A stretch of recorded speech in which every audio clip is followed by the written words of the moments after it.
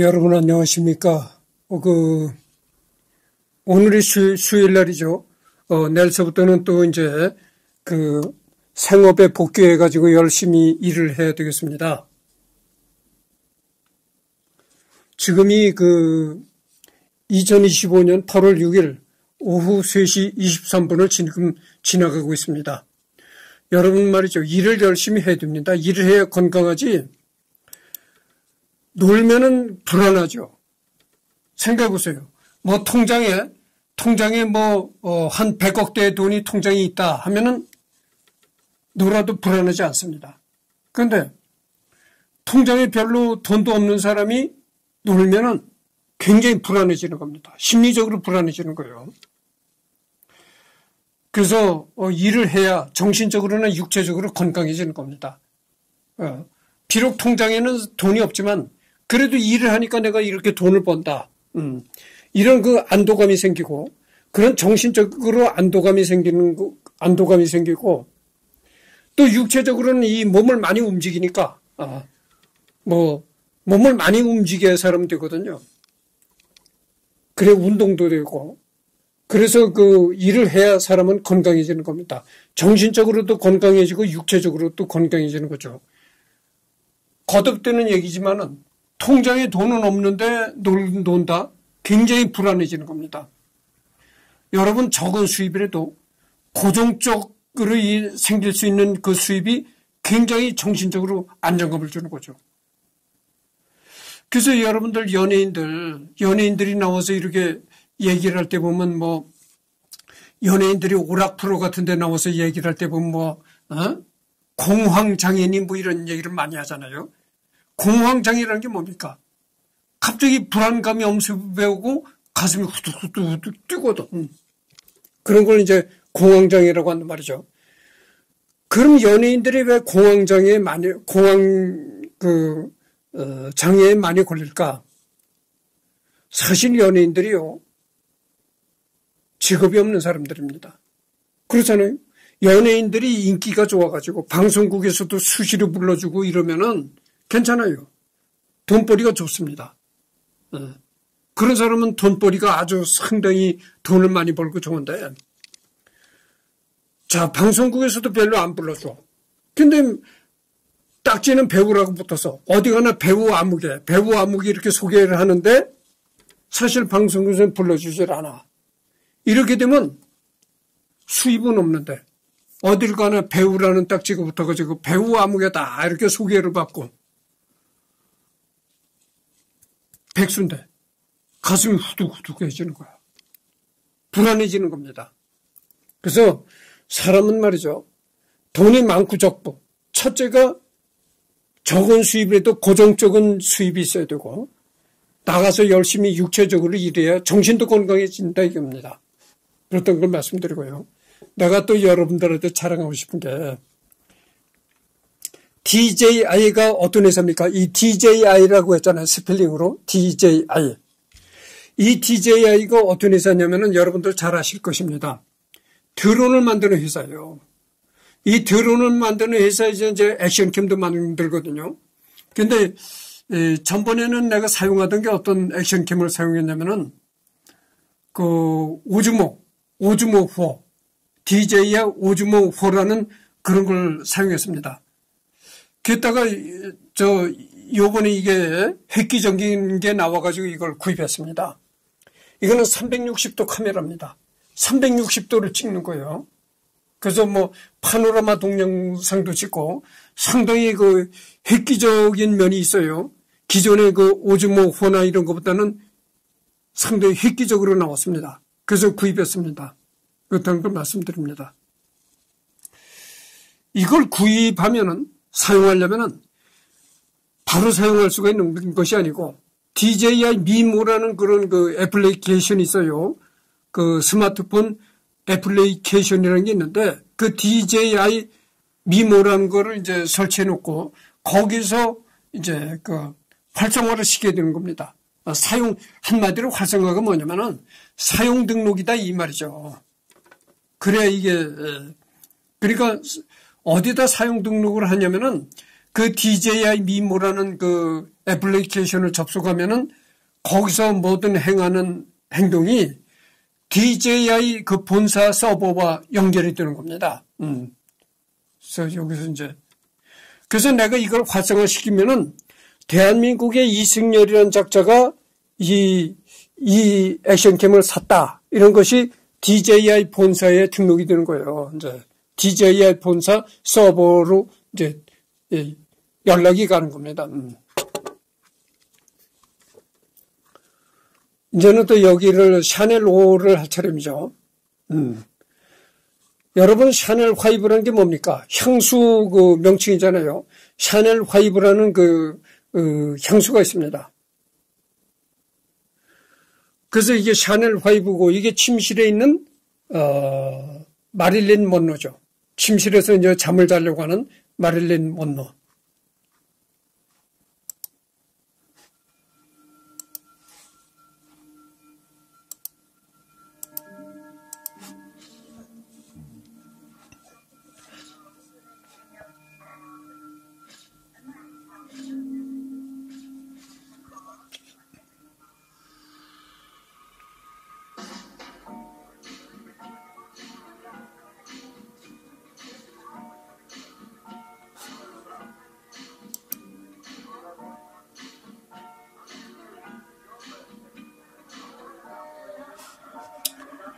그래서 이제 오래 보진 않겠습니다.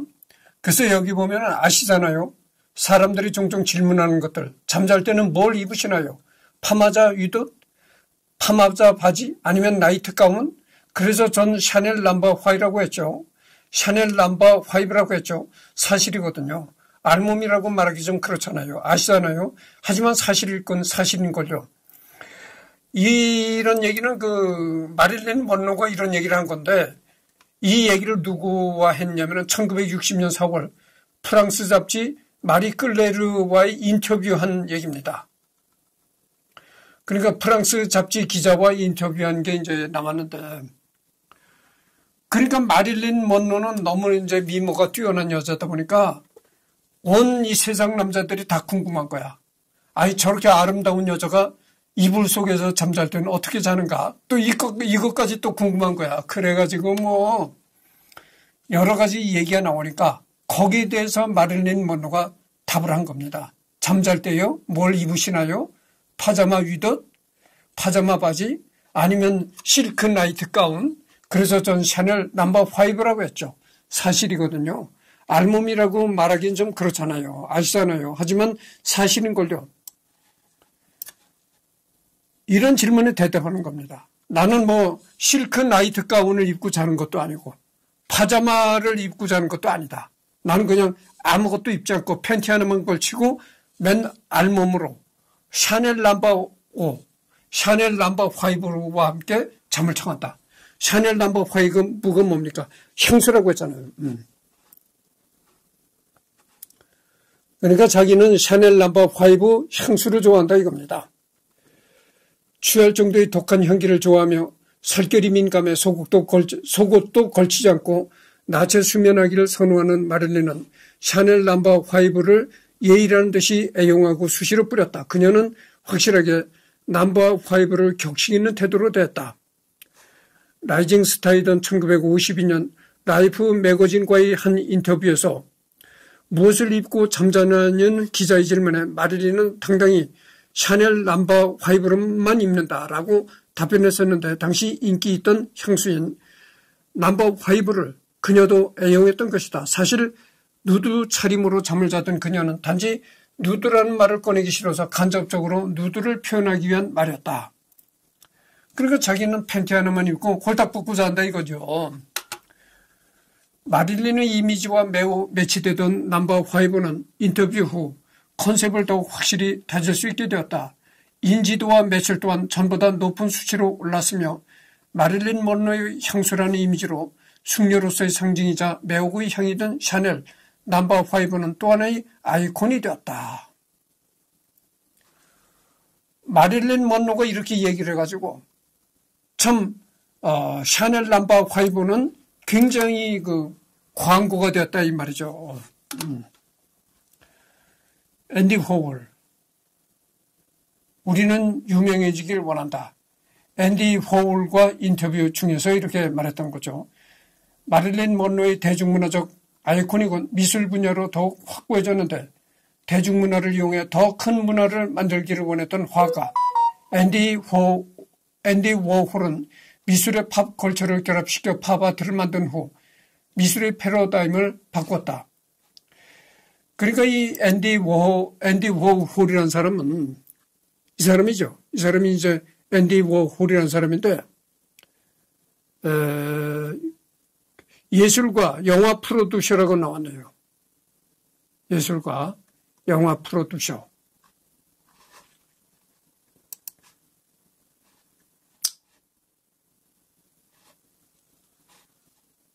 현대미술은 예술로서 대우받지 못했을 때 상업적인 것이 아름다운 것이라는 철학을 예술을 깼다. 대중들이 만드는 미술을 위해선 대중문화가 필요했는데 그런 마릴린은 상징성이 뛰어났고 워홀은 그녀를 선택했다. 1962년 8월 마릴린이 사망한 후 단 3주 만에 그녀와 관련된 첫 작품이 완성하게 된다. 사용된 이미지는 영화 나이아가라의 스틸컷으로 흑백 사진이었지만 컬러를 입혔다. 이겁니다. 이거를 말하는 겁니다. 이거 앤디 워홀의 작품이라는 거죠. 이 마릴린을 이렇게 앤디 워홀이라는 사람이 이렇게 그렸다 이거죠. 여기 나오네요. 이 그림 앞에서 서 있는 남자가 앤디 워홀입니다. 화가 앤디 워홀.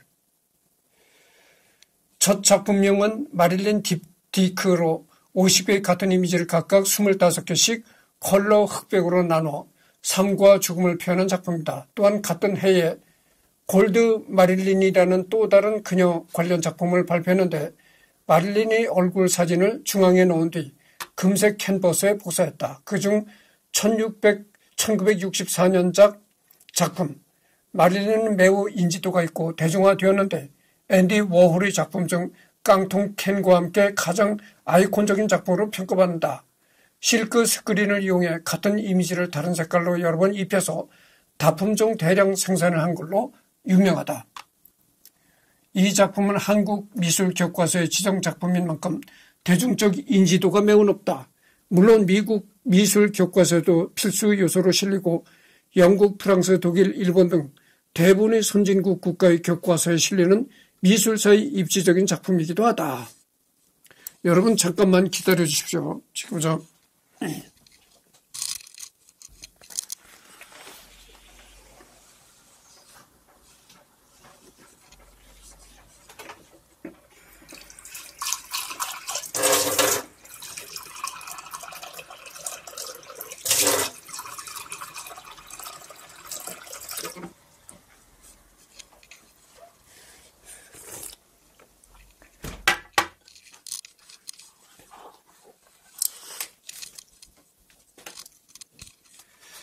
인테리어 부분에서도 매우 인지도가 높고 각종 회사들과의 콜라보레이션도 정말 활발하게 진행됐으며 현재 진행형으로 진행되고 있다. 대중문화의 대량 생산은 더 큰 문화를 만들어 그녀를 더욱더 입지적인 아이콘으로 만들었다.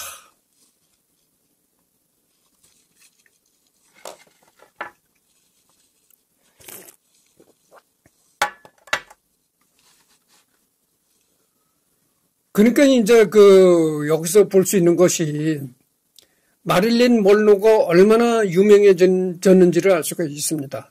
마릴린 먼로가 이렇게 사회적으로 너무 유명해지다 보니까 마릴린 먼로를 주제로 한 여러 가지 그림, 이런 것도 나오기 시작했다.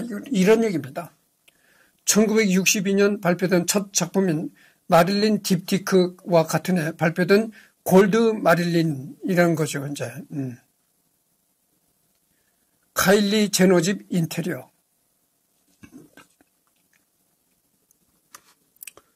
평소 마릴린을 존경하는 카일리 제너는 집 인테리어로 여러 색과 다수의 작품 마릴린을 선택해서 매치했다.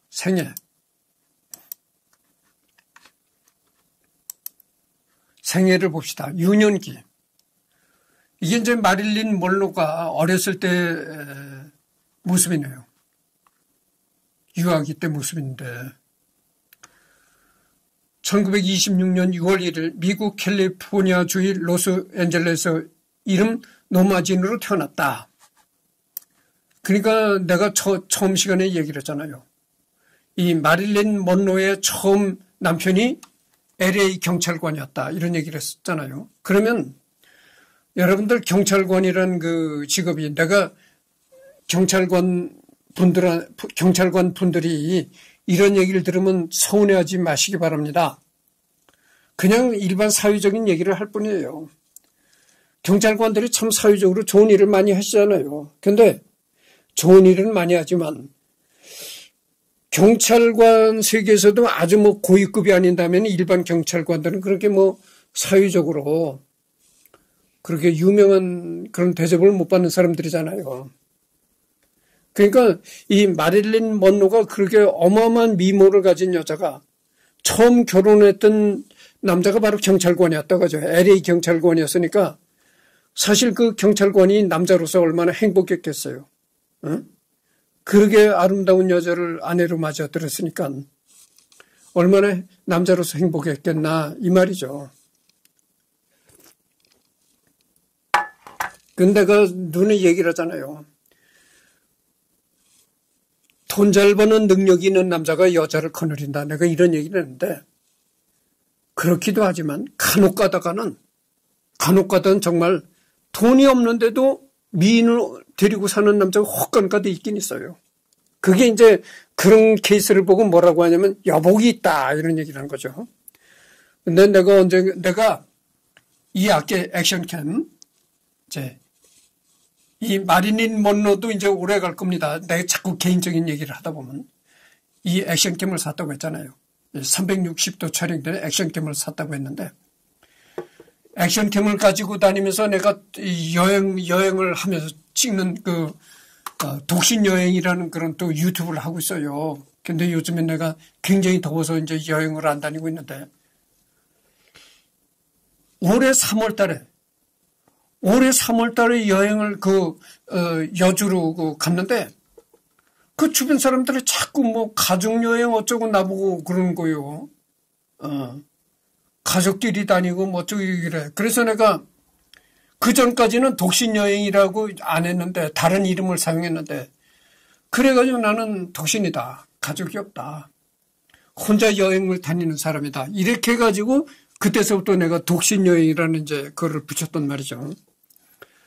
독신여행이라는 그 타이틀을 붙이면서 내가 한 얘기가 뭐라고 했냐면 이런 얘기를 했습니다. 내가 어렸을 때 점을 쳤다. 점을 치니까 그 용하다는 점 치는 사람이 뭐라고 했냐. 얘는 그러니까 내가 어렸을 때니까 어린애였을 때 얘는 스님이 될 팔자다. 이런 그 점괘를 내가 받았다고 그런 내가 실토까지 다 했습니다. 여러분 왜 나를 갖다 스님이 될 팔자로 했겠어요? 여자가 안 보인다고요.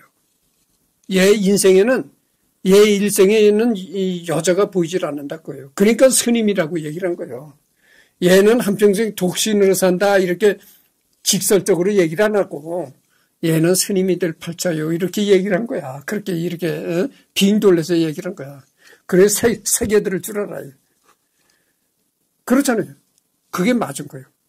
내가 계속 여태까지 혼자 살잖아요. 청년이라고? 내가 청년같이 보여줘. 은행에서 신용카드를 안 만들어줘요.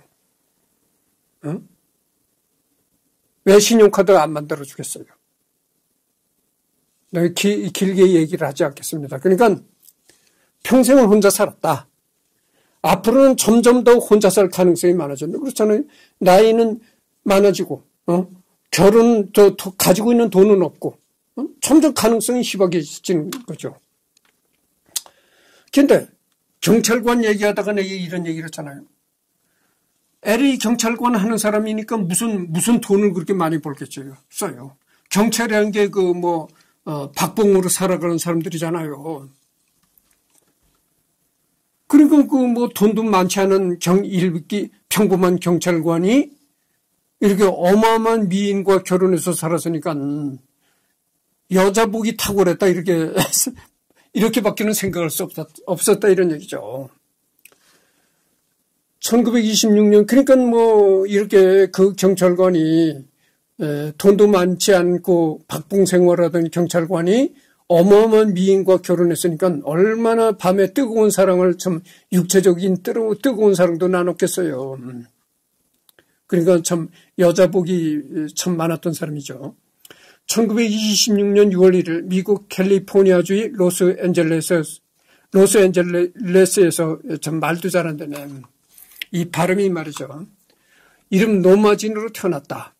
할리우드에서 편집 기사로 일하던 정신장애가 있는 모친 글래디스 펄 멀로와 부친은 정확히 밝혀지지 않았기에 사생활의 인적 관계가 형성되었다. 그리고 어머니가 이 마릴린 멀로 어머니가 뭘 하던 여자였었냐면은 할리우드. 여러분들 미국에서 이제 영화를 제작하고 촬영하고 하던 게 할리우드잖아요. 할리우드에서 편집 기사로 일했다는 겁니다. 이 마릴린 먼로 어머니가. 근데 마릴린 먼로 어머니가 편집 기사로 일했는데 정신장애가 있었다는 겁니다. 그러니까 우리나라 말로 하면은 우리나라 비속어로 말을 하면 이런 얘기가 되는 거죠. 약간 좀 모자란 여자였다.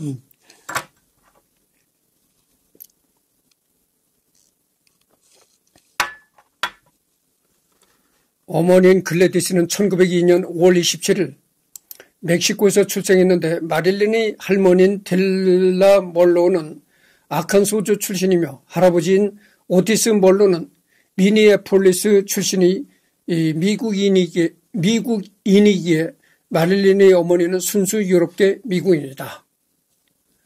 부모의 사업 문제로 잠시 멕시코에서 살게 된 후 글래디스 가족은 곧 로스앤젤레스로 이주했다. 1917년 15살 때 9살 연상의 첫 남편 제스퍼 베이커와 결혼하여 성을 베이커로 변경하고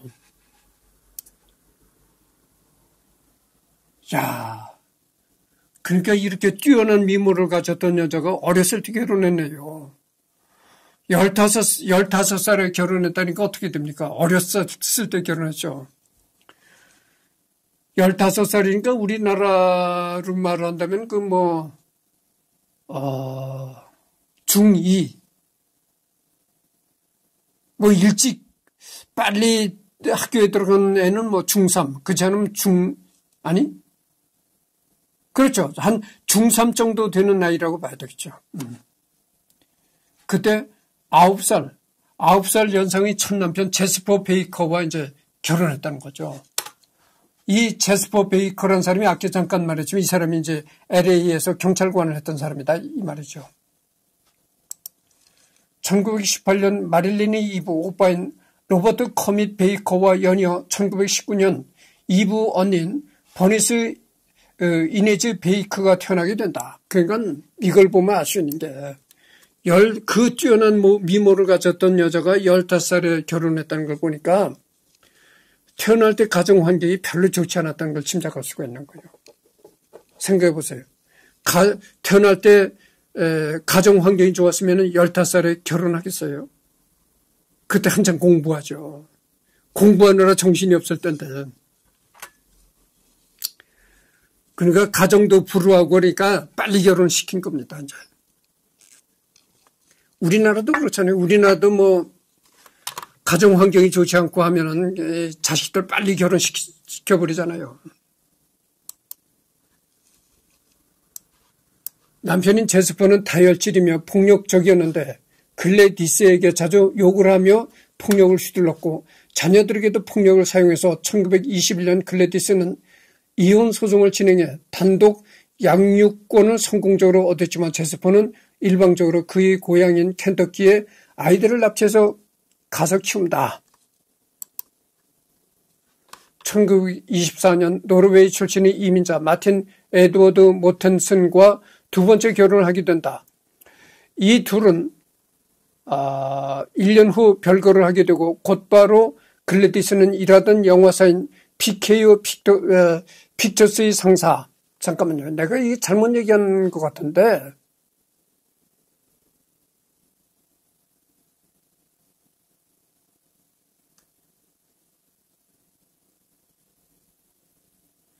이게 그 마릴린 먼로의 얘기 아니고 뭐 마릴린 먼로의 부모 얘기인 모양이에요.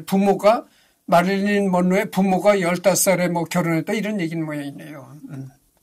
뭐 잘못 내가 정정을 합니다. 하여튼 내가 뭐 자꾸 이런 걸 많이 이 리딩을 하고 다른 얘기를 하다 또 하고 이러면은 그 헷갈리는 경우가 있어요. 그러니까 이해하시기 바랍니다.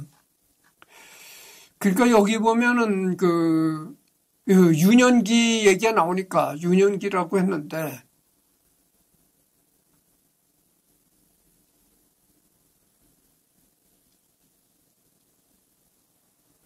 그러니까 이 마릴린 먼로의 부모가 15살에 결혼했다는 얘기네요. 미안합니다. 여러분들 헷갈리지 마시기 바랍니다. 그래서 이제 1924년 노르웨이 출신의 이민자 마틴 에드워드 모텐슨과 두 번째 결혼하게 된다.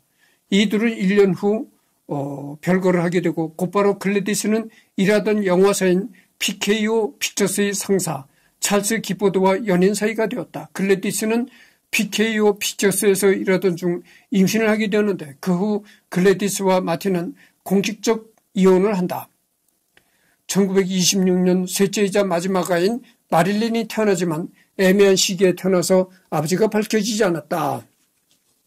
거듭 얘기하지만 여러분들한테 사과를 드립니다.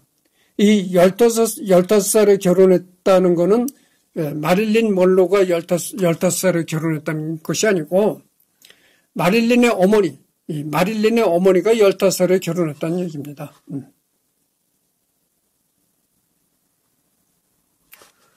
남편이었던 마틴은 역사학자들의 가장 높은 확률의 아버지로 추정되었으나 이후 유전자 검사로 2022년 96년 만에 DNA 검사 결과로 찰스 기포드가 아버지라는 사실이 드러났다. 사실 글래디스는 1925년에 전처와 이혼했던 찰스와 재혼을 하려고 했는데 찰스 집안 사람들이 글래디스가 초원에 낳았던 아이들을 키우지 않는다는 이유로 심한 반대를 했고 이 때문에 글래디스는 찰스와 결별했다.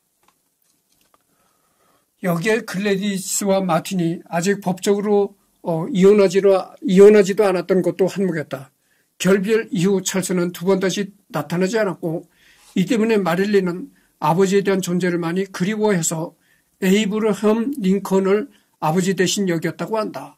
어머니인 글래디스는 정신적, 재정적으로 아이를 키울 준비가 되어 있지 않았지만 유아기 마릴린은 안정적이고 행복했다.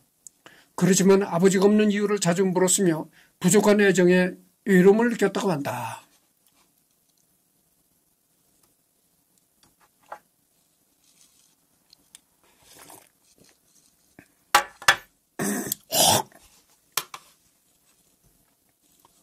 어머니 직업상 문제로 마릴린 캘리포니아 시골 마을 호선에서 복음주의 기독교인 양부모 아이다. 엘버트와 6개월간 함께 살게 되었는데 주말엔 글래디스가 직접 방문해서 마릴린을 보살폈는데 1933년 여름 글래디스는 대출을 받아 할리우드에 있는 작은 집을 구입해서 7살이던 마릴린과 함께 살게 된다. 하숙인으로 무명 배우들을 받아서 그들과 함께 지냈다. 1934년 1월 글래디스는 애초부터 앓고 있던 조현병과 편집증을 공식적으로 진단받은 후 결국 몇 개월 같이 살지도 못하고 곧 단계적으로 요양원과 메트로폴리탄의 정신병원에 입원한다. 8살의 마릴린은 부모의 보살핌을 받지 못하여 국가에서 보호자의 권한을 대신 가졌고 곧 어머니 친구인 그레이스 고다드가 보호자로 보살피게 된다. 그러니까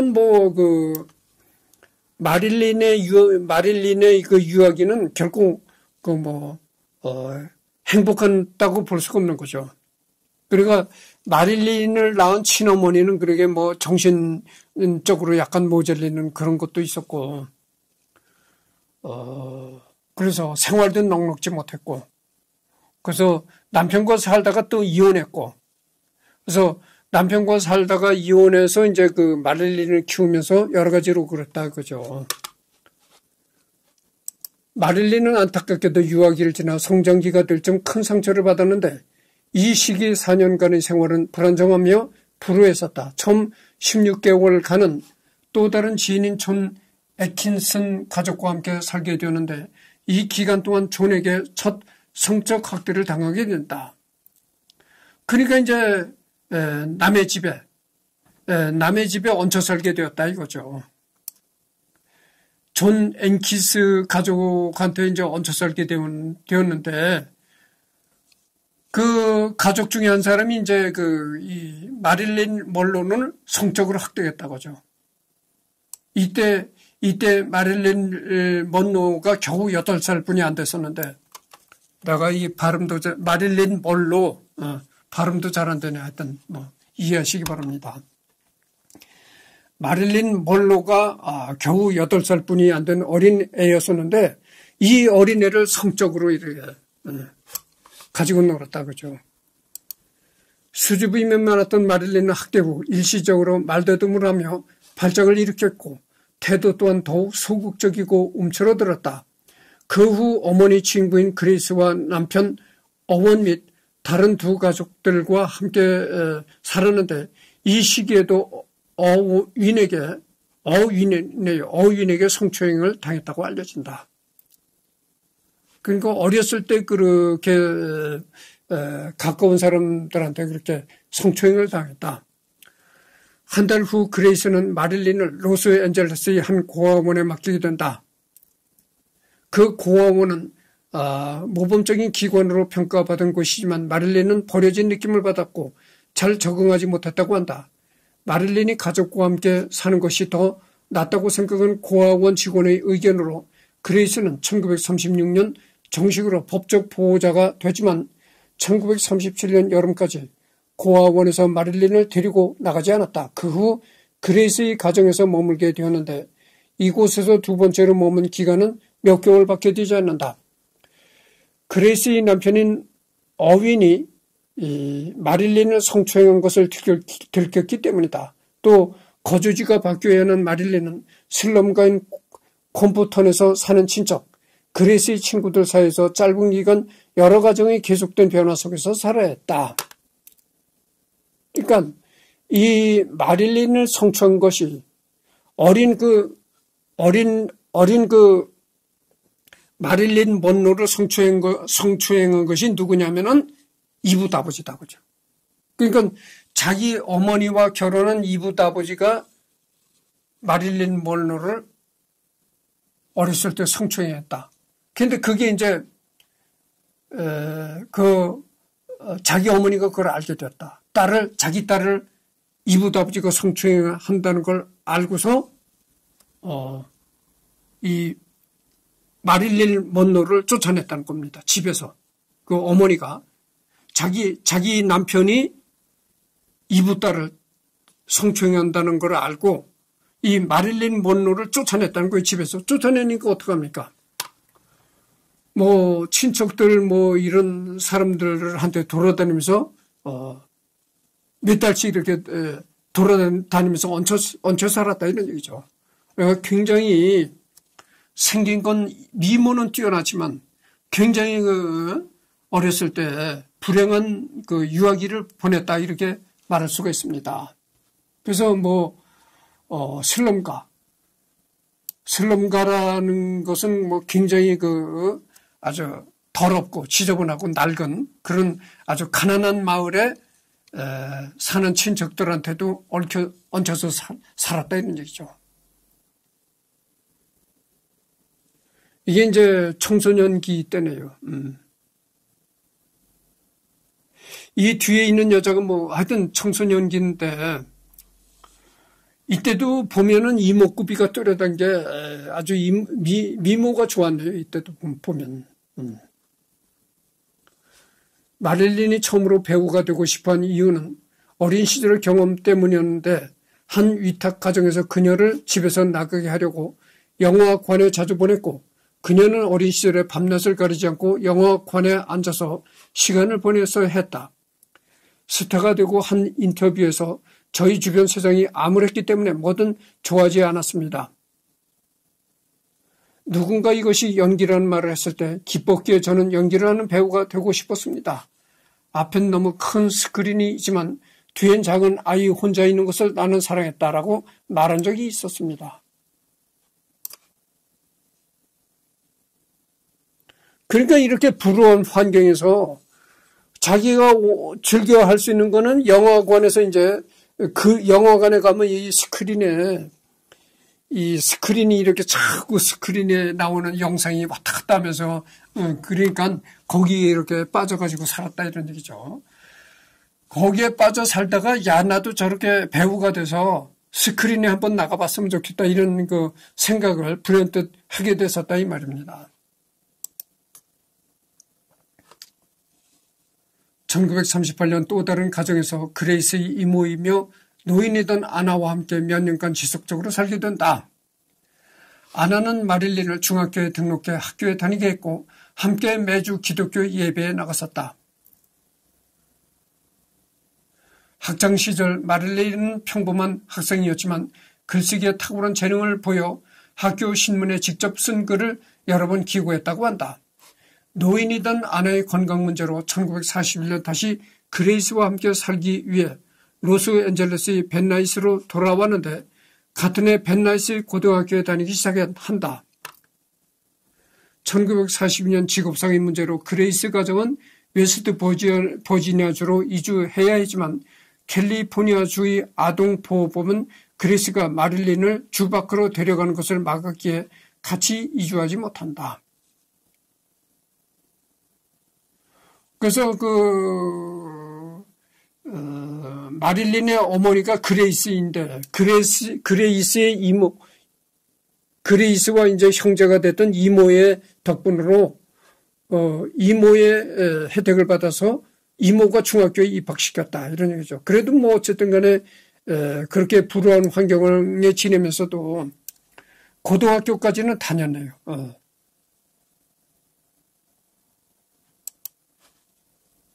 마릴린은 다시 고아원으로 돌아가야 하는 상황에 처해 해결책으로 같은 해 6월 19일 고등학교 연극부 선배이며 이웃이던 21살 항공사 정비공 제임스 도어티와 결혼한다.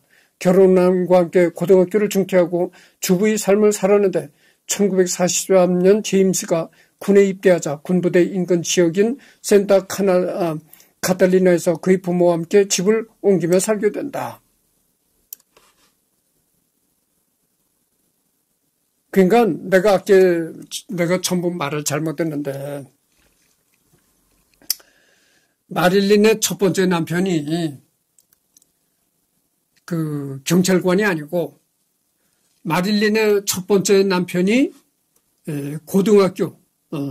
고등학교 연극부 선배라는 겁니다. 이 마릴린이 고등학교 다닐 때 그 연극부에서 활동을 했었는데 그 연극부에서 활동하던 선배였었다는 거죠. 그 선배하고 이제 좋아져가지고 결혼했었는데 그 선배라는 사람은 뭐라던 사람이었었냐면은 정비공이었었다는 거예요. 항공. 비행기 정비공이었었다는 겁니다. 그 정비공과 결혼해서 이제 살았다는 건데 고등학교를 졸업하지 못했네요. 그러니까 고등학교를 다니다가 중퇴하고 그 항공 정비사하고 결혼했다 이렇게 나오네요. 그러니까 역시 이제 고등학교도 졸업하지 못했다 이런 얘기입니다. 1944년 제임스가 태평양으로 보내져 제임스의 부모는 이전 집으로 이주를 했고 마릴린 혼자 센타 카탈리나 집에서 살았었는데 당시 제2차 세계대전이 한창이던 1944년으로 미군 총력전 양상인 국민개병제를 실시해서 여성들은 대부분 군수 물자를 만드는 업무를 해야 했기에 벤나이스에 있는 방위산업체에서 노동을 하게 된다. 그때 이제 또 2차 대전이 터져가지고 2차 대전이 그거잖아요. 유럽에선 나치 독일이 일으켰고 동양에서는 일본이 이제 일으킨 건데 그래가지고 전쟁을 하니까 어떻게 됩니까? 두 군데서 전쟁을 하는데 미국이 독일이 히틀러하고 일본하고 두 군데서 전쟁을 하니까 이제 방위 산업도 열심히 돌려야 될 거 아니에요. 무기 만드는 공장도 열심히 돌려야 되니까 그때 이 마릴린 먼로가 무기 만드는 공장에 나가서 일을 하게 된다 이런 얘기입니다. 정확히는 라디오 플레인이라는 방위업체에서 군사용 무인기에 도장을 입히는 일을 했다가 눈에 띄게 되었는데 이후 이 회사는 노스룹 그루먼에 인수되었다. 그러니까 뭐냐면은 이 군사용 무인기. 그러니까 요즘 말로 하면 쉽게 얘기하면 뭐 드론 같은 거겠죠. 무인기인데 그때 뭐 2차 대전 때 무인기라고 해봐야 뭐 별로 그렇게 성능이 좋지는 않았으니까 뭐 쉽게 드론이라고 합시다. 거기에다가 도장. 그러니까 페인트를 이렇게 뿌리는 거 있잖아요. 그러니까 그 무인기에 색을 입히는 그런 일을 했다는 거죠. 이 마릴린 먼로가 그런 일을 했다는 거예요. 그 도장을 하게 되면 말이죠. 이 페인트를 쫙 뿌리면은 스프레이 같은 걸 페인트로 쫙 뿌리면은 이 분진이 많이 발생하는 겁니다. 그래서 이 아주 아무리 더운 여름에라도 이 마스크를 방독면 같은 군대에서 방독면 쓰잖아요. 가스전 할 때 방독면 같은 그런 아주 튼튼한 마스크를 이렇게 쓰고 그렇게 이걸 뿌리는 게 있습니다. 그래서 여기를 딱 가리는 옷을 입고 또 여기는 눈에는 이렇게 보안경을 쓰고 그러니까 뭐 겨울에는 괜찮은데 여름에 얼마나 덥겠어요. 그 더운데 또 그렇게 하고 그러니까 이 참 그렇게 불우하게 지내다가 영화 배우로 나서게 돼서 참 모처럼 출세를 하게 됐는데 또 결말이 또 안 좋았죠. 36살의 그 젊은 나이에 세상을 떠났으니까. 그래서 뭐 내가 아까도 얘기했지만 여러분 미국의 총을 맞아 죽은 케네디 대통령이 마릴린 먼로와 스캔들이 있었다 이런 얘기가 있었어요. 그래서 36살 때 이 여자가 자살을 했는데 그 자살한 이유가 이 케네디와의 스캔들이 어떻게 또 말썽이 벌어져서 그렇게 아마 자살했나 이렇게 내가 알고 있기는 그렇게 알고 있거든요. 근데 그게 또 틀릴 수가 있다 이거죠. 아까 내가 틀린 것처럼. 그러니까 앞으로 그 얘기는 앞으로 자꾸 리딩을 하다 보면은 나오게 될 것이라고 봅니다. 그래서 오늘은 더 이상 놓고 없습니다. 그래서 내일서부터는 또 일을 열심히 할 거고 주말에 가서 여기서부터 하도록 하겠습니다. 연예계 데뷔. 그 다음에 연예계를 데뷔해서 이제 출세길로 나가는 거죠. 여기 보세요. 참 미모가 특출하잖아요.